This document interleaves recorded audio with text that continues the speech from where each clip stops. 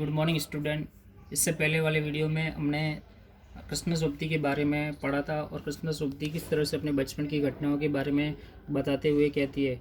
इससे पहले वाले पहले वाले वीडियो में हमने देखा था कि वो बताती है कि शनिवार को जो उनको दवा मिलती थी उसका किस तरह से वो उन पर रिएक्ट होता था, किस तरह से वो करते थे। अब आगे चलते हैं। याद रहे उन दिनों कुछ घरों में ग्रामोफोन थे, रेडियो और टेलीविज़न नहीं थे। अब वो उस टाइम के बारे में बता रही है कि याद रहे, यानी कि आपको याद होना चाहिए कि उन दिनों में क्या थे, ग्रामोफोन थे। ग्रामोफोन का मतलब होता है शब्द ध्वनियों को टैप करके पुनः सुनने वाला जो यंत्र होता है वो होता है। वो कह रहे हैं कि या उस दिनों में ग्रामोफोन था, यानी कि शब्द ध्वनियों को टैप करके पुनः सुनने वाला यंत्र था। उस टाइम में आपको पता होगा न तो रेडियो था और न ही टेलीविज़न नहीं थे। हमारे बचपन की कुल्फ़ी आइसक्रीम हो गई है। लेखिका कह रही है कि हमारे टाइम में जो कुल्फ़ी आती थी वो आज के ज़माने में क्या हो गई है, आइसक्रीम हो गई है। कचौड़ी, समोसा पैटीज में बदल गया है। शहतूत और फालसे और खसखस के शरबत को पेप्सी में बदल गए। वो आगे लगते हैं कि शहतूत और फालसे और खसखस एक सुगंधित पौधा होता है जिसके शरबत भी बनते हैं, और वो अब क्या कहेंगे, कोक पेप्सी में बदल गए। उन दिनों कोक नहीं, लेमनेड, विमटो मिलती थी। लेखिका कह रही है कि उन दिनों कोक नहीं था, ना पेप्सी कोला था, ओनली फॉर लेमनेड और विमटो, ये सब शरबतों के नाम है वो जो मिलती थी। शिमला और नई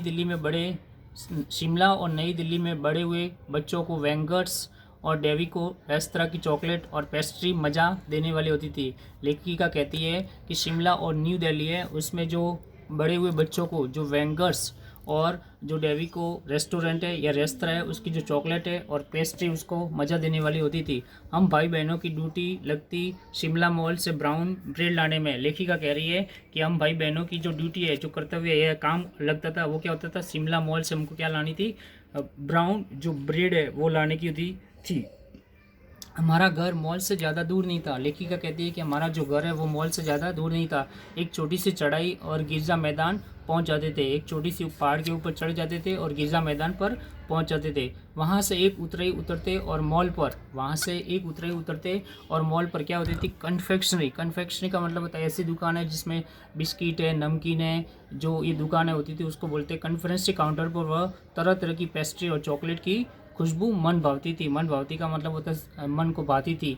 हमें हफ्ते में एक बार चॉकलेट खरीदने की छूट थी। लेखिका कह रही है कि हफ्ते में हमको एक बार चॉकलेट खरीदने की छूट थी। सबसे ज़्यादा मेरे पास ही चॉकलेट टॉफ़ी का स्टॉक रहता था। स्टॉक का मतलब होता है भंडार। लेखिका कहती है कि सबसे ज़्यादा जो चॉकलेट का भंडार होता है, स्टॉक है, वो मेरे पास ही रहता था। मैं चॉकलेट लेकर खड़े खड़े कभी ना खाती थी। वो लेखिका कह रही है कि मैं चॉकलेट लेकर या कभी खड़े खड़े नहीं खाती थी। घर लौटकर साइड बोर्ड पर रख लेती और रात के खाने के बाद बिस्तर में लेट कर मज़े लेकर के खाती थी। वो कह रही है कि मैं कभी, अगर मेरे को चॉकलेट मिलती थी और सबसे ज़्यादा स्टॉक मेरे पास ही रहता था, तो मैं उसको कभी खड़े खड़े होकर नहीं खाती थी, बल्कि वो घर लौट करके साइन बोर्ड पर रख लेती थी और रात के खाने के बाद में जब बिस्तर में लेट कर वो मज़े लेकर के खाती थी। शिमला के काफल भी बहुत याद आते हैं। लेखिका कहते हैं कि शिमला के काफल का मतलब होता है एक छोटा लाल फल होता है जो शिमला में पाया जाता है, वो बहुत ज़्यादा थे। खट्टे मीठे, कुछ एकदम लाल, कुछ गुलाबी, रस भरी कश्मल सोच कर ही मुँह में पानी भर जाता है। चेस्टनट एक और गजब की चीज़ है। चेस्टनट का मतलब होता है एक उज्जवल भूरा रंग होता है जो अखरोट की तरह होता है और गजब की चीज़ है। आग पर भुने जाते हैं और छिलके उतार कर मुँह में खाए जाते हैं। आग पर उनको सेका जाता है। भुनना का मतलब होता है सेकना। भुना जाता है और फिर उसके छिलके उतार कर उसको मुँह में खाया जाता है।